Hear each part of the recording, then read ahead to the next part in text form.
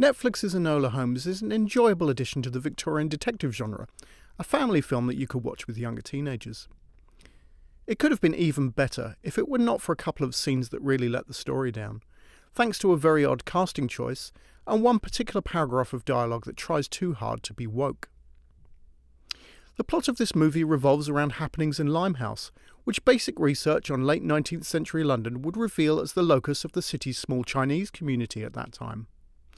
A minor female character and an implied associate of Enola's mother is a martial arts instructor. Because most contemporary films in the Sherlock Holmes universe feature some hand-to-hand combat, this role makes sense. Enola Holmes must have a conduit by which she can achieve fighting skills.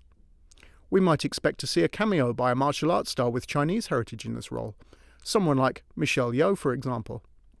But no, the martial arts instructor is played by a young black woman with a London accent, inexplicably an expert in the Japanese art of jiu-jitsu. She proceeds to give Sherlock a short lecture on his standpoint and privilege, like any woman in Victorian London would, if they had anticipated the emergence of intersectionality 100 years into the future.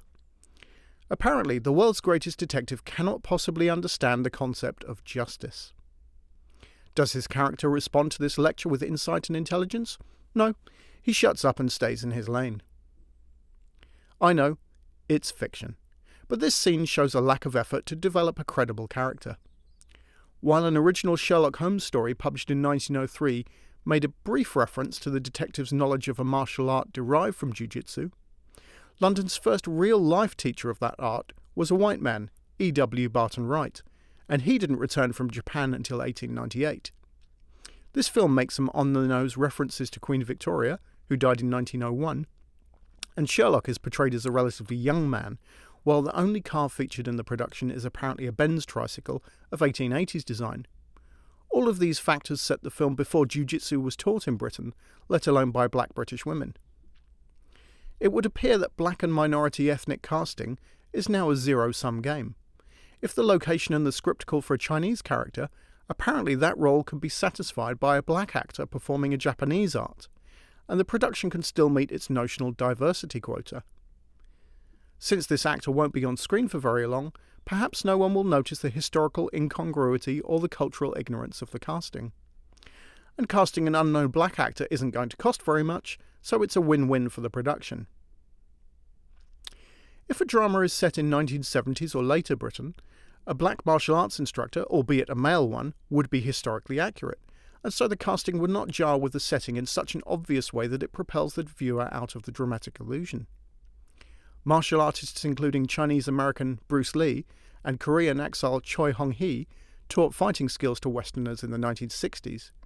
Black British teachers featured in the martial arts boom which followed, as young people sought self-defense training in the era of the National Front, but it was a heavily male-dominated profession in those days. Screenwriters.